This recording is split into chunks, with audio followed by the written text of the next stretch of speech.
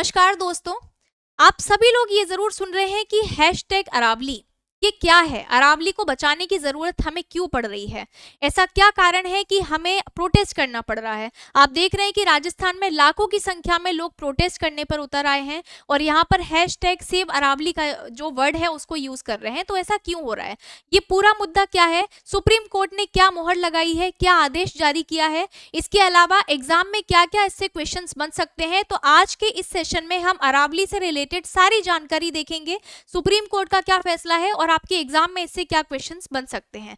चलिए तो यहाँ पर हम शुरुआत करते हैं। सबसे पहली बात तो अरावली एक पर्वत श्रृंखला है जो कि यहाँ गुजरात से लेकर राजस्थान और राजस्थान के बाद में हरियाणा और दिल्ली तक ये फैली हुई है। ठीक है, अच्छा, इसका जो ज्यादातर भाग है वो हमें राजस्थान में देखने के लिए मिलता है। ठीक है, ये अपशिष्ट पर्वत का उदाहरण है। कैसा पर्वत है? अपशिष्ट पर्वत है। तो इसको हम सारी बातें बहुत अच्छे से समझेंगे। यहाँ पर देखिएगा, सबसे पहले तो अरावली पर्वत श्रृंखला की अगर हम बात करते हैं तो ये एक अपशिष्ट पर्वत का उदाहरण है। ठीक है, अच्छा, फिर इसके अलावा यहाँ पर एक बात और भी आपको याद रखनी है कि ये कहाँ से कहाँ तक फैला हुआ है, ये कहां से कहां तक फैला हुआ है।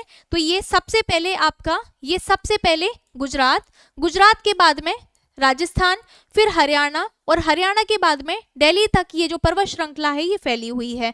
ठीक है, इसकी टोटल लेंथ की अगर हम बात करते हैं तो इसकी टोटल लंबाई जो है वो कितनी है, वो है आपका 670 किलोमीटर से 800 किलोमीटर तक हमको टोटल इसकी लेंथ दिखाई देगी। इसके अलावा आपको याद रखना है कि अपशिष्ट पर्वत का मतलब होता है एक ऐसा पर्वत जिसमें बहुत ज्यादा अपरदन हो गया हो। और अपरदन क्यों हुआ है? क्योंकि ये लगभग 2.5 अरब वर्ष पुराना जो है पर्वत श्रृंखला है। मतलब कि इसका जो इतिहास है ये मानव के इतिहास से भी पुराना है और मानव इसी के इतिहास को मिटाने के लिए जा रहा है। आप देख रहे हो, प्रकृति के साथ में छेड़छाड़ कर रहे हैं और प्रकृति के साथ में अगर छेड़खानी करोगे तो प्रकृति फिर 2 मिनट में आपको एहसास दिला देती है कि नहीं, तुम हमारे साथ में छेड़खानी नहीं कर सकते। ठीक है, चलो यहाँ पर देखेंगे तो सबसे पहली बात मैंने आपको बताया कि अपशिष्ट पर्वत का उदाहरण है, गुजरात, राजस्थान, हरियाणा और दिल्ली में फैला हुआ है। इसकी लंबाई 670 किलोमीटर से 800 किलोमीटर तक है। इसकी जो सर्वोच्च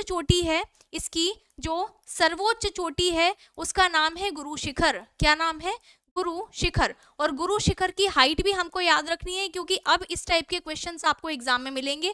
इसकी हाइट है 1722 मीटर, जो कि कहां पर स्थित है? राजस्थान में ही स्थित है। इसके अलावा ये भी याद रखिएगा कि अरावली की ज्यादातर लंबाई जो है वो आपको राजस्थान में ही मिलेगी। लगभग 550 किलोमीटर इसकी जो टोटल लंबाई है ये राजस्थान में फैला हुआ है। ठीक है, अच्छा, इसका निर्माण किस काल में हुआ है? तो ये भी याद रखेंगे कि इसका जो निर्माण है ये प्री कैम्ब्रियन काल में हुआ है। किस काल में? प्री कैम्ब्रियन काल में इसका निर्माण हुआ है। ठीक है, चलिए अब हम यहाँ पर बात करते हैं कि इसका जो निर्माण हुआ है प्री कैम्ब्रियन काल में, तो लगभग कितना वर्ष, तो हम कह सकते हैं कि लगभग 2.3 अरब वर्ष पहले इसका निर्माण हुआ है। ये पूरे भारत की सबसे पुरानी पर्वत श्रृंखला है। ये भारत की सबसे पुरानी पर्वत श्रृंखला है। अब बात यह है कि मुद्दा क्या हो रहा है, क्या कारण है कि यहाँ पर प्रोटेस्ट के लिए लोगों को उतरना पड़ रहा है। तो एक्चुअल में सुप्रीम कोर्ट ने यहाँ पर एक डेफिनेशन जारी की है इसकी, और वो ये है कि अरावली का सिर्फ वो हिस्सा ही अरावली का माना जाएगा जिन पहाड़ियों की ऊंचाई 100 मीटर से ज्यादा होगी। एक्चुअल में यहाँ पर ना 2 चीजें आपको देखने के लिए मिलती हैं, लेकिन जो मेन मुद्दा है वो इसी बात पे बन रहा है कि 100 मीटर से ऊंची पहाड़ियां जो है कौन कौन सी हैं। ठीक है, चलिए तो देखते हैं। सबसे पहली बात तो यहाँ पर क्या बोली गई है सुप्रीम कोर्ट के द्वारा, एक तो ये बोला गया है कि 100 मीटर से जो ऊंची पहाड़ियां हैं सिर्फ उन्हें ही अरावली का हिस्सा माना जाएगा। ठीक है, अच्छा, दूसरी बात क्या बोली है? फिर दूसरी बात यहाँ पर ये बोली है जिस पर बहुत ज्यादा मुद्दा नहीं उठाया जा रहा और बहुत सारे लोगों को पता भी नहीं कि ये बात भी बोली गई है। दूसरी बात यहाँ पर ये बोली है कि अरावली की जो श्रृंखलाएं हैं, जैसे इस तरीके से ये बनी हुई है, एक श्रृंखला ये है, फिर इस तरीके से ये है, इस तरीके से बनी हुई है। तो बोला जा रहा है कि इन 2 श्रृंखलाओं के बीच में 500 मीटर से ज्यादा का गैप नहीं होना चाहिए। अगर 500 मीटर से ज्यादा का गैप हो गया तो फिर वो श्रृंखला भी अरावली का हिस्सा नहीं मानी जाएगी। तो यहाँ पर क्या बोला है कि 2 श्रृंखलाओं के बीच में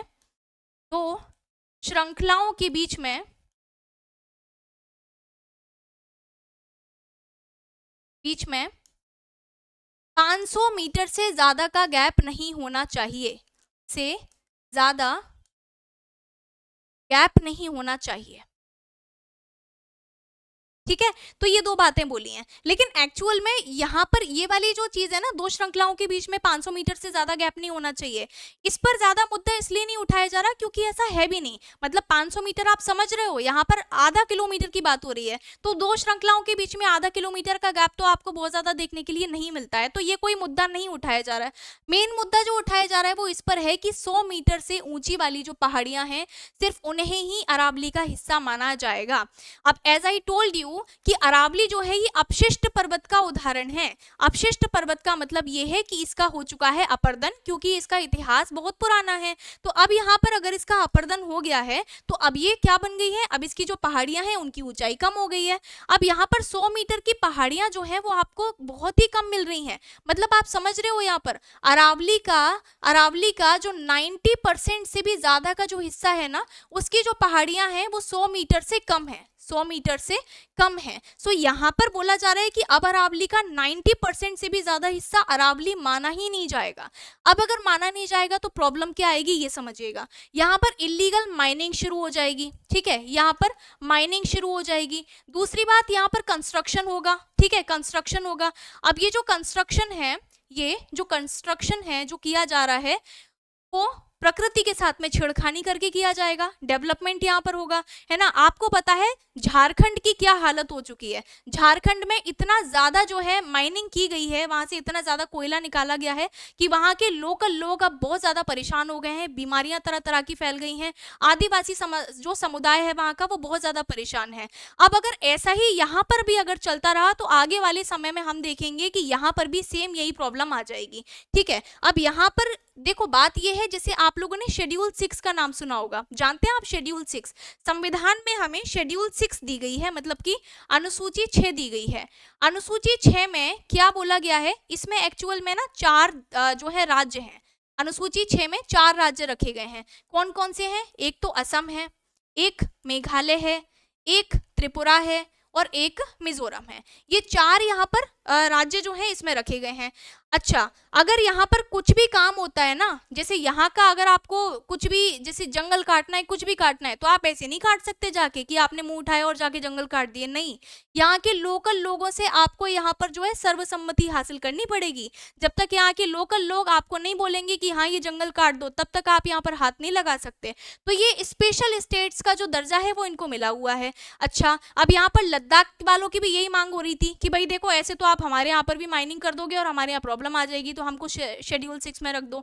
तो वहां पर शेड्यूल 6 में उनको नहीं रखा गया और वहां का हाल क्या हुआ ये आप जानते ही हैं। तो यहाँ पर इसीलिए शेड्यूल 6 में रखने की मांग की जाती है कि अगर यहाँ पर आपको कुछ भी करना है तो पहले लोकल लोगों से बात करो, जब तक वो लोग हाँ नहीं बोलेंगे तब तक यहाँ पर आप कुछ भी छेड़खानी नहीं कर सकते हो, ठीक है। तो अब यहाँ पर आइएगा, यहाँ पर इतनी बात की गई है, ठीक है। अब यहाँ पर अगर माइनिंग होगी और कंस्ट्रक्शन होगा तो क्या क्या प्रॉब्लम होंगी। सबसे पहली बात तो अरावली की, देखो मैं आपको लोकेशन बताती हूँ कि लोकेशन कहाँ पर है और इससे क्या क्या चीजें जो है हो सकती हैं, हमारे लिए क्या क्या हानिकारक चीजें हो सकती हैं।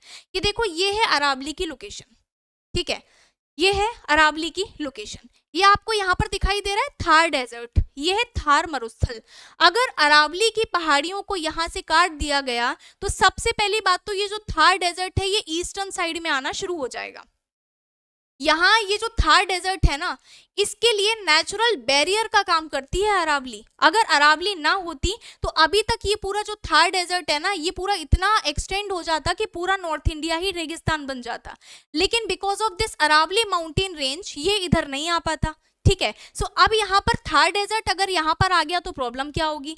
पहली बात तो ये है कि वाटर रिसोर्सेस ही खत्म हो जाएंगे, क्योंकि अरावली से कई सारी नदियां निकलती हैं, यहाँ पर झीलें वगैरह हैं, तो पहली बात तो वाटर रिसोर्सेस खत्म हो जाएंगे। दूसरी बात, यहाँ की जो हॉट एंड ड्राई विंड्स हैं वो कहाँ पर आएगी, ये पूरे ईस्टर्न वाले इलाके में आएगी, नॉर्दर्न वाले इलाके में जाएगी। आई मीन दिल्ली एनसीआर वाला जो इलाका है ना, यहाँ तक ये पूरी जो रेत है ये भी पहुंचेगी और साथ ही में यहाँ पर जितने भी आपके हॉट एंड ड्राई विंड्स हैं ये भी पहुंचेंगे और आसपास वाले क्षेत्रों में सूखा आ जाएगा। पानी की समस्या यहाँ पर बहुत ज्यादा हमें देखने के लिए मिलेगी, क्योंकि वाटर रिसोर्सेस भी खत्म हो जाएंगे। जो हमारी पिंक सिटी जयपुर है ये एक टाइम पे रेतीली सिटी बन जाएगी अगर ऐसा ही यहाँ पर चलता रहा तो। दूसरी बात यहाँ पर यह है कि इतने सारे जो पशु पक्षियों का निवास है यहाँ पर वो सारे बेघर बेघर हो जाएंगे, ये भी तो प्रॉब्लम है ना। तो यहाँ पर सिर्फ एक प्रॉब्लम नहीं है, प्रॉब्लम यहाँ पर बहुत सारी है। अगर अरावली के साथ में छेड़खानी की गई तो बहुत सारे लोगों को समस्या का जो है सामना करना पड़ सकता है। तो यहाँ इतनी चीजें आपको समझ में आई कि जो थार डेजर्ट है वो इधर आ जाएगा पूरा, यहाँ पर कई सारे पशु पक्षी जो हैं वो बेघर हो जाएंगे, वाटर रिसोर्सेज खत्म हो जाएंगे, यहाँ का क्लाइमेट, नॉर्थ इंडिया का क्लाइमेट पूरी तरीके से कोलैप्स कर सकता है, याद रखना इस चीज को, ठीक है। तो यहाँ पर ये समस्याएं हमें देखने के लिए मिल रही हैं, इसीलिए यहाँ पर ये जो कैंपेन है ये चलाया जा रहा है कि सेव अरावली, क्योंकि अगर अरावली को सेव नहीं किया तो आगे आने वाले समय में, अभी तो हमें लग रहा है कि ये डेवलपमेंट है, लेकिन अगर प्रकृति के साथ में छेड़छाड़ करोगे तो आपको पता है कि किस तरीके का डिजास्टर आता है और कई सारे लोगों की जानें चली जाती हैं, कई पशुओं की जानें चली जाती हैं और कितनी बड़ी समस्याओं का हमें सामना करना पड़ता है। तो यहाँ पर आप लोग की क्या राय है, आप लोग जरूर मुझे बताइएगा कि क्या ये जो फैसला लिया गया है सुप्रीम कोर्ट के द्वारा, क्या ये सही है या गलत है, आप मुझे ये जरूर बताइएगा। ऐसी और वीडियोस के लिए हमारे साथ में जुड़े रहिए। Thank you so much.